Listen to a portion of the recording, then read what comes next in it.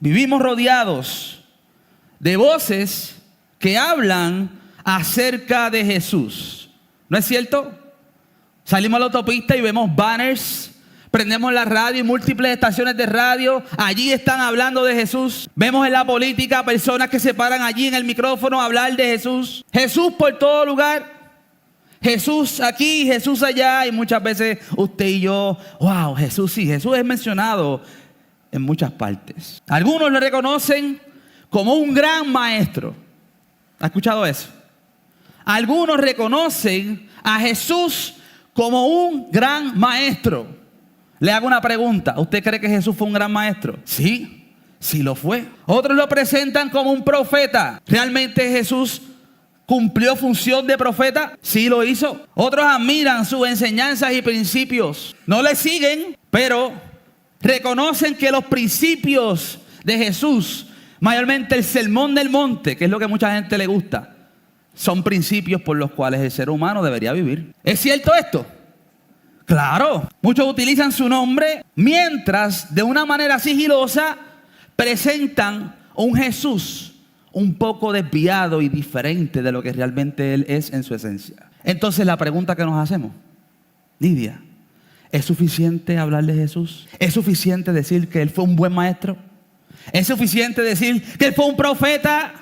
¿Es simplemente decir que su estructura moral, sus principios y valores son lo que el ser humano necesita? ¿Es suficiente eso? ¿Es suficientemente decir, yo creo que Jesús existió, yo creo que Jesús estuvo en la historia, esa es mi fe, eso es lo que yo creo? ¿Es suficiente decir estas cosas? Hermanos y hermanas, toda enseñanza que utiliza su nombre representa su verdad. Pensemos en estas cosas un momento, porque Juan nos presenta en esta carta un asunto que la iglesia estaba lidiando en aquel momento. Falsos maestros habían infiltrado, eran parte en un principio de lo que eran estas congregaciones, y de allí salieron estos falsos maestros. Falsos maestros que hablaban, que decían, que compartían, se sentaban a la mesa junto a otros creyentes, cantaban los coritos o los himnos. Estuvieron quizá en momentos de oración allí. Pero ¿qué pasó con ellos? De momento salieron del núcleo, salieron de allí, salieron de la congregación. Y muchas veces contradiciendo verdades de Cristo de una manera bien astuta, en lo que muchas veces, hermanos, dejan atrás confusión, dejan atrás inseguridad en los creyentes. Dejan a los creyentes, usualmente los que todavía no han alcanzado madurez, los dejan confusos, los dejan pensando, los ponen a dudar si realmente, verdaderamente esto es de Dios o no es de Dios. No me atrevo a juzgar lo que ellos están haciendo porque no me siento seguro, pero veo esto que no está bien. Y ese tipo de confusión, hermano, qué terrible es vivir en eso. Eso es un daño terrible. Y en medio de la confusión, Juan dirige su atención hacia los creyentes en este pasaje que hoy nos va a tocar estudiar. En medio de la confusión, él comienza diciendo en este verso 20, pero ustedes, hoy en día enfrentamos el mismo problema. El mundo está repleto de falsos maestros, falsos profetas, está repleto de anticristos, como dice el libro de Juan. No lo digo yo, lo dice el libro de Juan, y explica específicamente quiénes son estos anticristos y qué los hace ser. Atentan contra la verdad, atentan contra los discípulos directamente, buscando desviar a los verdaderos creyentes. Muchos prometen abrirnos los ojos con alguna nueva revelación, con algo que usted no conoció antes, algo que usted ignoró en la palabra. Así se expresan, hermano. Prometen abrirnos los ojos, prometen darnos una profundidad espiritual que no tenemos y quizás no hemos tenido por muchos años. Pero ¿qué nos enseña la palabra de Dios, hermanos? ¿Qué nos enseña de una manera clara y precisa la palabra de Dios? Ponernos de pie vamos a abrir la palabra en el libro de Primera de Juan, capítulo 2, verso 18 al 23. Primera de Juan, capítulo 2, verso 18 al 23. Vamos a leerle del 18, aunque ya lo tocamos la semana pasada, para hacerlo, ¿verdad?, de una manera unificada. Y leemos así la palabra en el nombre del Padre y del Espíritu Santo. Hijitos, Es la última hora. Y así, como ustedes escucharon que el anticristo viene, también ahora han surgido muchos anticristos. Por eso sabemos que es la última hora. Y salieron de nosotros, pero en realidad no eran de nosotros, porque si hubieran sido de nosotros, habrían permanecido con nosotros. Pero salieron a fin de que se manifestara que no todos son de nosotros. Verso 20, énfasis en estos próximos versículos. Pero ustedes tienen la unción del Santo. Repita conmigo. Tienen la unción del Santo. Y todos vosotros lo sabéis. No les he escrito porque ustedes ignoren la verdad, sino porque la conocen y porque ninguna mentira procede de la verdad. ¿Quién es el mentiroso? Sino el que niega que Jesús es el Cristo. Este es el anticristo, el que niega al Padre y al Hijo. Todo aquel que niega al Hijo tampoco tiene al Padre. El que confiesa al Hijo tiene también al Padre. Oremos. Padre, estamos ante tu palabra, Señor, con temor y temblor, con reverencia ante tu santidad, Señor. Pedimos humildemente en este día, por favor, que tú impactes nuestra vida, nuestra alma con tu palabra, Señor. Padre, que no entre, que no sea un momento más, que realmente nos afirme, Señor, que aclare nuestra mente, que aclare nuestras dudas, que traiga convicción a nuestra vida, Señor. Transfórmanos a través de tu palabra en esta hora, Señor. Te lo pedimos en el nombre de Jesús. Amén y amén. Pueden sentarse. La pregunta que nos hacemos hoy, clave, es: ¿cómo podemos saber que conocemos la verdad acerca de quién es Jesús? De una manera más directa. ¿Cómo puedes saber si tú conoces la verdad acerca de quién es Jesús? Si te preguntaran quién es Jesús, ¿cuál es tu respuesta sencilla, al punto, al grano? ¿Quién es Jesús? Está en debate en este pasaje, ¿no? Está en debate quién es Jesús. Hay un asunto, hay un problema aquí, pero nosotros queremos saber cómo yo puedo conocer la verdad acerca de Jesús. ¿Quién es Jesús verdaderamente? Y Juan nos presenta en estos pasajes 4 verdades. Y de estas 4 verdades exige una respuesta. Cada una de estas verdades exige una respuesta. Son 4. Y la primera es, según el versículo 20, dice aquí: pero vosotros tenéis la unción del Santo y conocen todas las cosas. El apóstol Pablo viene hablando acerca del grupo contrario, viene hablando de lo que son los anticristos, los muchos anticristos que se han levantado. ¿Entre quiénes? Entre la iglesia.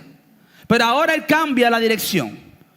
Ahora, de pasar a hablar de los anticristos, los que niegan quién es Jesucristo, ahora, luego de que este grupo ya ha salido, porque muchos, ¿verdad?, todos salen de allí, ahora comienza él a dirigirse a la iglesia. Pero ustedes, ellos ya no están, ellos salieron. Lo mencioné en el versículo anterior. Salieron de ustedes porque no eran de ustedes. Eso es importante tenerlo en cuenta. Pero hay unos que permanecen. Repítalo conmigo: permanecen. Hay un grupo que siempre permanece. No porque son más capacitados o más inteligentes o porque ellos tienen algo en sí mismos que pueda hacer que ellos permanezcan. A diferencia de que muchos hoy en día, lamentablemente, en nuestras iglesias se abre un lenguaje como si Dios dependiera, como si nosotros dependiéramos de nosotros mismos para poder vivir la vida espiritual. Cuando usted y yo sabemos que usted y yo no somos nada sin el Espíritu Santo de Dios. ¿Verdad que no? ¿Verdad que no? ¿Verdad que usted y yo no podemos hacer nada si el Espíritu Santo no está en nuestra vida? Eso está claro en nuestra mente, hermano. A veces yo escucho cosas. Escucho el lenguaje cristiano nuestro, hermano, inclusive dentro de nosotros. Decimos cosas que yo creo que no analizamos bien. Y usted diría: oh, usted es muy radical, usted se fija en todo lo pequeño. Hermano, no es eso. Es que la Biblia nos da forma. La Biblia comienza a trabajar cómo usted y yo expresamos. Literalmente, la Biblia da forma, la Escritura da forma a cómo usted y yo percibimos y decimos las cosas.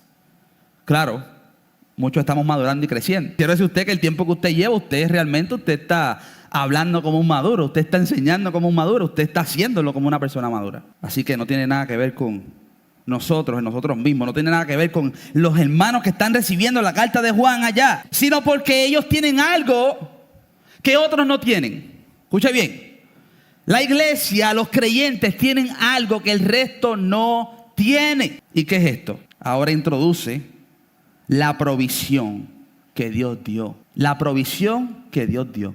¿Cuál es esa provisión que Dios dio? Dice ahí, ustedes tienen ¿qué? ¿Tienen qué? La unción. En el Nuevo Testamento esa palabra aparece solamente en el libro de Primera de Juan. No aparece en ninguna otra parte. Hoy en día se escucha mucho de la unción. La unción. Este hombre tiene unción. Aquel evangelista está lleno de la unción. Como si fueran gurús, como si fueran gente exclusiva, una élite exclusiva que Dios tiene. ¿Qué significa esto de ustedes tienen la unción? ¿Qué significa eso? Cuando vemos esta palabra viene del verbo ungir. Viene del verbo ungir. Y tiene que ver con el ungüento mismo, el aceite ya derramado sobre alguien. Esto lo vemos mucho en el Antiguo Testamento. ¿Ok? Si usted se fija, cuando Cristo inicia su ministerio, no vemos en ninguna parte que a Cristo lo ungieron con aceite, ¿verdad que no? ¿Usted no había pensado en eso? A Cristo lo ungen con aceite. El Espíritu Santo viene sobre él en el bautismo. ¿Ok? Para que hablemos teología del Nuevo Testamento. Déjeme arreglar la palabra. Para que hablemos conforme a lo que enseña el Nuevo Testamento. Cristo no se ve siendo ungido con aceite. ¿Ok? Era simplemente un símbolo utilizado. Y aquí lo utiliza en Primera de Juan. El ungüento mismo, aceite que se derrama sobre alguien. Y es la imagen del aceite que se aplica, el que ya se pone sobre aquella persona y el aceite permanece. O sea, esta es la figura que está utilizando Juan. Esto lo hacían sobre sacerdotes, sobre reyes, sobre profetas en el Antiguo Testamento para apartarlos. Era un símbolo de separación. Era un símbolo también significa santificación, ¿verdad? Santificación es separado para un propósito único y exclusivo de Dios. No era un simple rito como lo tenemos hoy en día cuando ungimos las paredes y los muros y ese tipo de cosas. O los carros, ¿ok? No era un simple rito. Era una comisión espiritual. Cuando observamos también esta frase, hay otra palabra interesante que es tenéis. Ustedes tienen. ¿En qué tiempo está hablando? ¿Pasado, presente, futuro? Presente. So, él está afirmando, Juan está afirmando que los creyentes tienen la unción. ¿Cierto o falso? Ok, perfecto. No dice van a tener. No dice busquen la unción. No lo dice. Dicen, ustedes la tienen. Hermano, esto es bien importante. Subraye, marque, vaya a su casa, ore por favor. Ore. No es una promesa que está pendiente, es un hecho para la iglesia. Ya es un hecho. Pero ¿qué pasa? Estos maestros falsos venían ofreciendo algo que supuestamente la iglesia no tenía. Todavía no ha sido alumbrado, todavía no te ha llegado esa luz especial. Necesitas ir más a profundo. Algo superior. No te conformes con lo que tienes. Pero Juan responde que la provisión no está en el mañana, sino la provisión ya fue dada. Ya la tienen ellos. Jesús prometió en Juan 14:26: yo les enviaré ¿a quién? Al Consolador. Esta es la doctrina del Espíritu Santo y estamos tocando este tema en el grupo B los martes. Muy importante entender lo que es el Espíritu Santo, porque hay una confusión muy grande, inclusive entre nosotros, en cuanto al Espíritu Santo. Si vamos a hablar del Espíritu Santo, vamos a hablarlo bíblicamente, hermano. Tenemos que saber quién es el Espíritu Santo bíblicamente hablando. Jesús lo prometió a sus discípulos.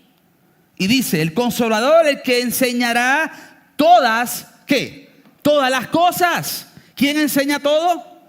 El Espíritu. Yo estoy aquí hablando, pero quien le enseña a usted no soy yo. Es el Espíritu Santo de Dios.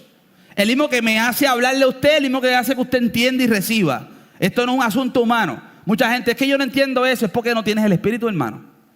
Mucha gente que está en el mundo quieren y leen la Biblia. ¿Cuántos documentales de History Channel no han hecho? ¿Cuánta gente y estudiosos de universidades han leído la Biblia? No entienden porque están muertos espiritualmente. Primera de Corintios capítulo 2 versos 10 al 14, si no me equivoco. Ahí está claro este asunto. Y Pablo confirma esto. El que nos ungió, escuche bien. 2 Corintios 1, 21 al 22. Yo lo dejé en la pantalla. 2 Corintios, ahí está. El que nos ungió es Dios, el cual también nos ha sellado. Es una expresión del apóstol Pablo. ¿Quién nos ungió? Dios. Y esa unción, ¿qué significa? Según el verso, es el sellamiento del Espíritu Santo. ¿Y está en qué? En pasado, presente o futuro. Ahí. Mire bien. En pasado, el origen de esta unción. Porque dice también la unción del santo.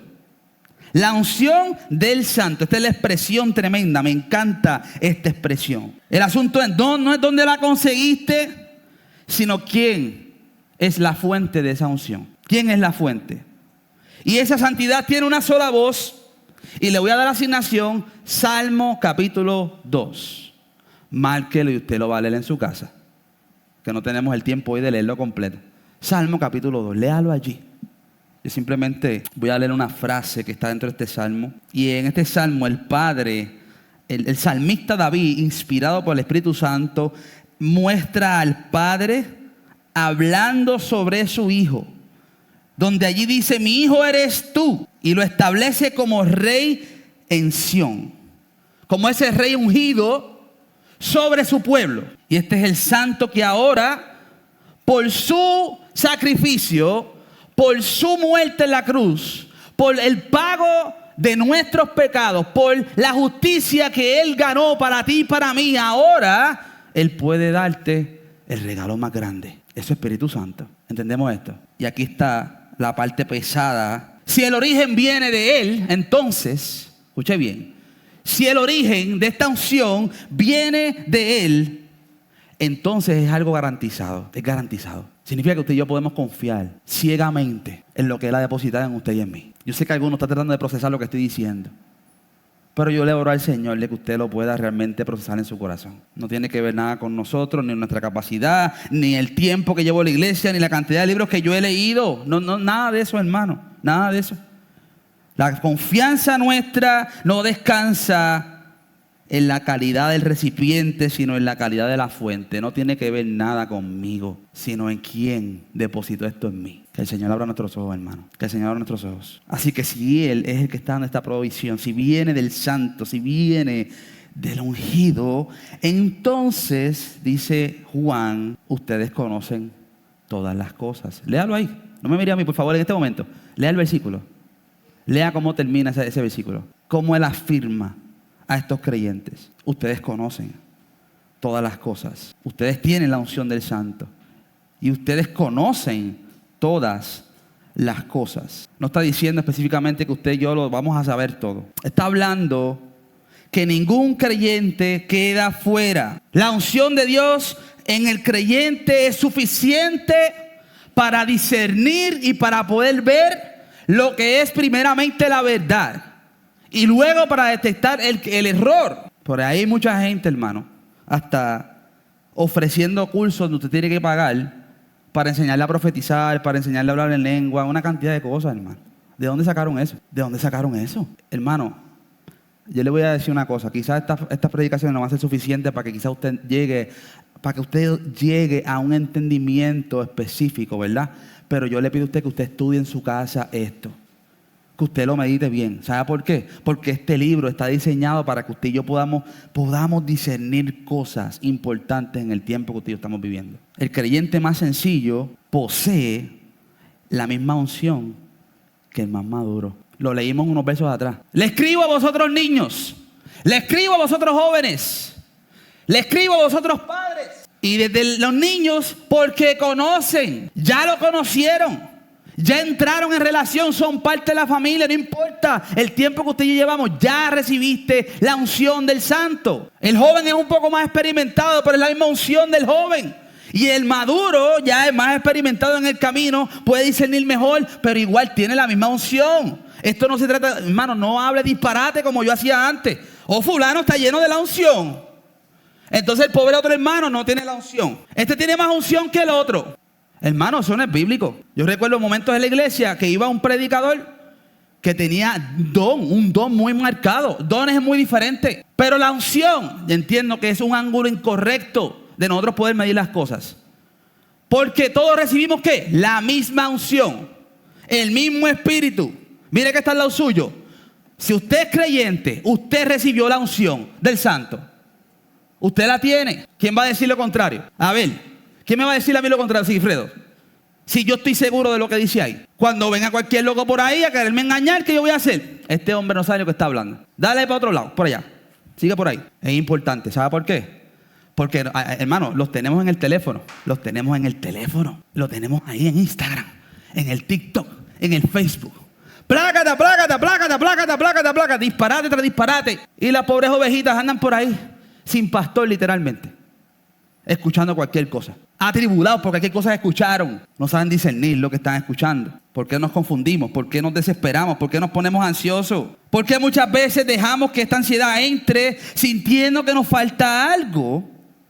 Cuando lo único que usted y yo necesitamos, ya lo tenemos, ya lo recibimos. Pero lamentablemente, muchos hemos pensado diferente a esto. ¿Sabe por qué? Porque esta palabra no ha penetrado en nosotros. No hay un entendimiento muchas veces en nuestra vida, en nuestra mente. Seguimos marcados por lo que escuchamos tantas veces. Esto es como una empleada nueva en una universidad que entra al sector de servicios, al sector de recursos humanos, servicios humanos. Recursos humanos. Y allí en todo el procedimiento de welcoming, ¿verdad? De ser parte de esta universidad, allí le hacen el papeleo, le cogen las huellas, todo este tipo de cosas y le dan un ID, allí le dan un ID y se lo guindan en el cuello, ¿verdad? Usted va a estos lugares y hay un ID por ahí, está ahí. Pero quizás esta persona no se dio cuenta que en el training le dijeron, mira, ese mismo ID que usted carga, ese mismo ID tiene un sensor que usted tiene que ponerlo cerca del lector de ciertas puertas para que usted pueda entrar. ¿Verdad que sí? Pero esta mujer está un poco, es nueva, está apenas entrando a la institución y de momento comienza a pedir a cada rato que le abran las puertas, empieza a tocar las puertas de los sitios, no puede entrar. Pero tiene su ID guindando en su cuello. Entonces de momento le toca llegar a una sala en donde hay una persona que lleva muchos años trabajando ahí. Y la persona la observa tratando y esperando que le abra la puerta de algún otro lugar. Y la persona muy humilde se acerca y le dice, y le agarra y dice, ¿puedo? Y le sí. Y le agarra la ID y se lo pone en el lector. Puerta abierta. La persona cargaba la llave para pasar la puerta. Pero por falta de por ignorancia, por falta de entendimiento, todavía se paraba en cada puerta a esperar a tocar que le abrieran. Y así nos vemos muchas veces nosotros, hermano. Nos guindaron algo en el cuello. Mucho más. Hicieron un depósito directo en nuestra alma del Espíritu Santo de Dios. Allí está. Si lo recibimos, si está en nosotros. Si tenemos vida espiritual, hermano, usted fue ungido con el Espíritu Santo de Dios. Y es una de las verdades más tremendas que podemos nosotros aprender de la palabra. No te falta acceso a la verdad. Te falta entender lo que ya tienes. El acceso ya lo tienes. Ya te lo dio Jesucristo, te lo dio. Pagó por Él. Así que no podemos dudar de lo que Él nos dio desde el principio. ¿Desde cuándo? Desde el principio. Esta verdad puede libertar a muchos de nosotros aquí. Se lo digo de corazón. Usted no sabe. Sé que muchos no se atreven a hablar con hermanos, pero hay un tumulto espiritual. Hay cosas que hemos aprendido, hermano. Yo le digo una cosa, hermano. Sea paciente con esta iglesia. Aquí somos Dios nos trajo y nos mezcló, pero de fruit punch. De frutas. Tan. Culé ya lo dañaron, ¿verdad? Tan. De fruit punch. Para complacer a la hermana Nidia. ¿Qué significa esto que estoy diciendo? Que habemos de todo aquí, hermanos. Pero no se limita a nuestro trasfondo. Porque el Espíritu es uno. No importa si hermano, yo me crié en la iglesia adventista, se lo he dicho muchas veces. Y el Señor me ha dado su verdad y me ha enseñado muchas cosas en mi caminar. Estuve un tiempo en la iglesia pentecostal. He compartido con diferentes hermanos de otras iglesias. Y estoy en la iglesia bautista no porque me considero bautista de huesos colorados. No, es porque Dios me envió a trabajar en este sector. Pero en el cielo, cuando vayamos a la gloria, no hay un sector de bautistas allí. Tampoco van a estar en el VIP. Esa es la mentalidad religiosa que nos hacen ver. No es así. No trabaja así. Reconoce hoy la provisión que Dios ya te ha dado, hermano. Reconócela. Segundo, aférrate a la verdad que ya conoces. El verso sigue diciendo, no les he escrito como si ustedes ignorasen la verdad. Esto va más a profundo, hermano. Miren lo que él dice. No les estoy escribiendo como si ustedes ignoraran la verdad. No les escribo esto para decirles algo nuevo. Miren las palabras de Juan. Él está afirmando que ellos saben que el Espíritu está en ellos, que ellos conocen todas las cosas. Y ahora dice, no les escribo porque ustedes ignoren la verdad. Entonces, Juan, ¿para qué estás escribiendo? ¿Cuál es el propósito de Juan de escribir esto? Si no es para dejarles saber algo nuevo a ellos. Miren el lenguaje, porque este lenguaje es importante. El verbo que encontramos aquí, de no les he escrito como si ignoraseis, habla de un conocimiento ya asentado, ya poseído. Él no está escribiendo para llenar ningún vacío de los creyentes, escuche bien, sino para reforzar aquello que ya saben y que ya tienen. Él sigue, pastor, ¿por qué repite lo mismo? ¿Por qué repite lo mismo? Porque él sigue enfatizando en esta verdad, enfatiza. Y esto choca de frente con los falsos que dicen, a ustedes les falta algo, a ustedes les falta algo. ¿A ti no te enseñaron tal cosa? Te falta profundidad, te falta revelación, hermano. ¿Cuántos hermanos hemos recibido que tienen una actitud de que ellos son los que reciben de Dios nada más? Mire, hermano y hermana, si usted es así, escuche bien, Dios le ayude a usted. Deje esa arrogancia espiritual barata, hermano. Eso no viene de Dios. Mire que está lo suyo. El que está con usted, el creyente, él tiene la misma unción que usted. La única diferencia que hay es en la distribución de dones. Vuelvo a los dones. Y no en ninguna parte usted va a ver que el que tiene don tal es más que el otro que tiene don menos. No trabaja así. Juan corta esto de raíz, me encanta. A ustedes no les falta la verdad, ustedes ya la conocen, ustedes ya la tienen, ya la saben. Esta verdad no es un secreto exclusivo y guardado solamente para unos pocos. La conocen la verdad, corresponde a la realidad, lo que no está velado ni escondido. Dios no se reservó nada, hermanos. El Espíritu Santo lo revela. Lo revelado es para los hombres y lo secreto pertenece a Dios. Deuteronomio 29:29. Sabemos la función del Espíritu Santo en nuestra vida, hermanos. Y aquí está el problema del error. Cada generación, el error vende lo que supuestamente está oculto. Lo que supuestamente está oculto. Eso es lo que ellos venden. Esa es su mercadería. Lo que supuestamente Dios te escondió. Miren esto que decimos indirectamente, que Dios te escondió estas cosas. Tranquila, no te preocupes. Indirectamente se dice que Dios es el que le vela estas cosas a los verdaderos creyentes. Pensemos bien en esto. Y hoy es igual, pareciera que Jesús no es suficiente. Pareciera que Jesús no es suficiente. Escuche esto. Y hablo esto trato de hacerlo con mucho tacto. Escúcheme bien. Si usted es de estas personas que se ha acercado a hablar conmigo, quiero que sepa que no es el único. Que tengo diferentes conversaciones semana tras semana y estos son los términos que allí salen. Primero, la Biblia no dice suficiente. Quitaron el libro de Enoc. Necesitamos el Evangelio o los escritos que no están en esta Biblia, porque esta Biblia nos la dieron, la tenemos, pero les falta cosas. Necesitamos los datos que la iglesia, por corrupta en la historia, nos ocultó de Dios. Sospechamos del proceso que la iglesia utilizó para juntar los escritos de la Biblia. Y hay muchos buscando lo que está escondido porque suponemos que nos privaron de algo. ¿Sabe qué estamos diciendo? Que Cristo no es suficiente. ¿Cuál es el mensaje central de la palabra? ¿Cuál es? ¡Cristo! Cristo es el mensaje, el sujeto principal del libro. Desde Génesis hasta Apocalipsis. Cristo es el mensaje central. Y si usted siente que le falta algo que no está aquí, hermano, reconsidere. Quizá usted está buscando otras cosas. O quizá usted no ha visto la figura de Cristo todavía. Porque el que lo recibe, hermano, el que lo ve, no tiene que buscar más. ¿Sabe por qué? Porque ya lo tiene. No hay que buscar más. La palabra es suficiente, lo que se nos dejó es suficiente. Y no lo hacemos de manera ciega, hermanos. Pablo ya había respondido en Colosenses 2:3. Y él expresa allí en este versículo: en Cristo están escondidos todos los tesoros de la sabiduría y del conocimiento. Están en él. So, el que lo encuentra a él, ¿qué pasa? Lo recibe. Jesús él mismo dijo: si ustedes permanecen en mi palabra, conoceréis la verdad y la verdad los hará libres. No en algo nuevo, sino en lo que él ya ¿qué? Dijo. Así que Cristo no es una opción más dentro del buffet espiritual que usted y yo nos alimentamos. Él no es un plato más. Él es el plato principal. Él es el pan de vida. ¿Lo entendemos, hermano? Así que este es nuestro punto de referencia. Lo que usted y yo recibimos. Luego más tarde en el versículo 24... Vemos allí que Juan dice: lo que ustedes han oído desde el principio permanezca en ustedes. Desde el principio, esto es importante, desde el principio. Pensamos un momento en esta ilustración. Usted llega a la casa de su abuela o de su mamá, no sé cuál es mejor para usted, ¿verdad? En el sentido de lo que voy a decir ahora. Yo recuerdo que prácticamente todos los domingos que nosotros viajábamos de Calle a Cabo Rojo, allá en Puerto Rico, era un viaje de 2 horas. Y allá se reunía toda la familia. Y allá el plato principal de la abuela era pollo guisado. Eso era plato de domingo.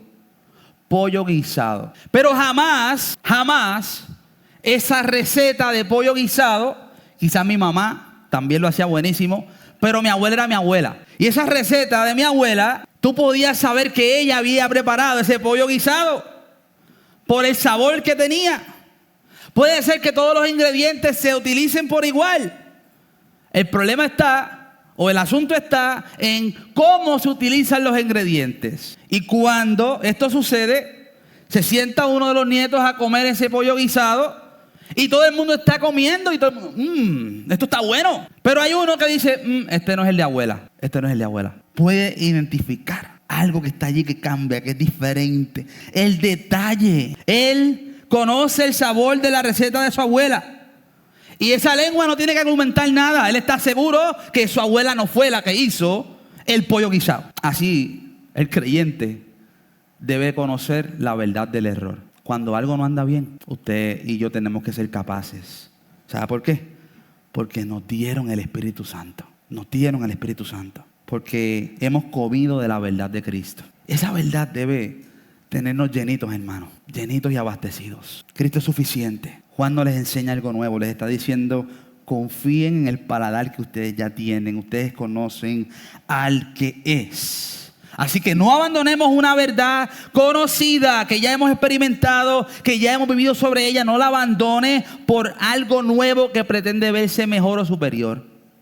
Tengan cuidado en las redes, hermanos. Yo se los digo de corazón. El que es débil, sálgase de allí. Póngase a leer la Biblia. Póngase a escuchar la Biblia en audio. Póngase a orar. Madure un poco. Agarre consistencia. Y ya luego se enfrentará a la falsedad. Pero tengan cuidado. Aférrate a la verdad que ya conoces, a la que ya se te dio. Distingue toda mentira que contradice la verdad. Porque él dice que ninguna mentira procede de la verdad. Continúa el versículo 21b. Ninguna mentira procede de la verdad. Mentira, lo falso, lo que engaña. ¿Por qué está hablando de esto? Porque en los versículos anteriores, él dice que este grupo de anticristos salió de ellos. Y él dice, ninguna mentira procede de ¿qué? De la verdad. Ninguna mentira procede de la verdad. Ellos no obtuvieron esta mentira, esta falsedad, este engaño de la verdad, porque la verdad es pura, hermano. La verdad es la verdad. El problema estaba en el corazón de estos hombres, que estaba torcido ya. Nunca pertenecieron. Acuérdense, ellos se rebelan, y cuando se rebelan, manifiesta que nunca pertenecieron. Eso es lo que la Biblia nos enseña. La sinceridad no convierte la mentira en verdad. Y esta es la parte más difícil, porque viene suave, viene con un vocabulario lindo, viene con citas bíblicas, viene con una sonrisa. ¿Tú no sabías? Pero la apariencia de sinceridad no convierte la mentira en verdad. Y Juan lo advirtió. Repite, estos salieron de nosotros, del mismo edificio, del mismo círculo, de la misma mesa. Salieron de allí. Como Pablo dice, 2 Corintios 11:14, advirtiendo que aún Satanás se disfraza como ángel de luz. Así sus ministros, de igual manera, hacen lo mismo. Se disfrazan. Se hacen ver que son y no son. Si la mentira se presentara como mentira, entonces usted y yo no tendríamos que discernir nada. El engaño viene siempre porque parece que verdad. Entonces, ¿cómo hacemos? ¿Cómo medimos? Lo que recibimos usted y yo del principio tiene un centro importante. Cuando usted y yo escuchemos cualquier cosa, tenemos que preguntar primero: ¿me edificó? ¿Me edificó esto? Pero realmente esa no es la pregunta. La pregunta no es si me edificó. La pregunta no es si me hizo sentir algo. ¿Cuántas veces yo escuché falsedad y me hicieron sentir algo? Les comparto rapidito. Yo tuve un pastor en Puerto Rico. Yo fui maduro espiritual también. Yo fui niño espiritual. Y recuerdo en un tiempo, esos primeros 3 años, que salió el judaísmo mesiánico. Y el judaísmo mesiánico estaba ganando súbditos. Personas de diferentes denominaciones estaban yendo detrás de los judíos mesiánicos. Pero el problema no es que sean judíos mesiánicos. El problema es que son gentiles, son gente que no son judíos, que ahora quieren ser judíos. Porque quieren seguir a los judíos mesiánicos. Esto es un trend bien fuerte por ahí. Y yo recuerdo que empecé a escuchar a esta gente con barba larga y con túnica y todo esto. Y yo, wow, se parecen a los de la Biblia. Y empezaron que había que guardar las fiestas judías, que había que guardar el sábado nuevamente, que si la luna, que si la hora, todo empezó, hermano. Y yo empecé por ahí. Y empecé yo a decir, bueno, si yo he orado en el nombre de Jesucristo desde el primer día que tengo su razón. No, ahora tenía que orar en el nombre de Yeshua, porque ese es el nombre en hebreo. Pero estas enseñanzas extrañas comienzan a cambiar totalmente el panorama. Y recuerdo un día que yo le contesto a mi pastor, si Yeshua lo permite, y él me dice, ¿qué tú estás escuchando? Porque tú nunca dices eso. Y cuando yo empecé a orar, hermano, yo me sentía más espiritual. Empecé a escuchar música hebrea y me sentía más espiritual. Inmaduro. Escuche bien, los sentires, William, ¿verdad? Yo sentía, sí, pero es que yo sentí, hermano, que dice la Biblia. Eso no es por nuestro sentir, no se engaña, hermano. Usted y yo somos muy fáciles de ser arrastrados. Yo fui arrastrado por lo menos 4 o 5 veces.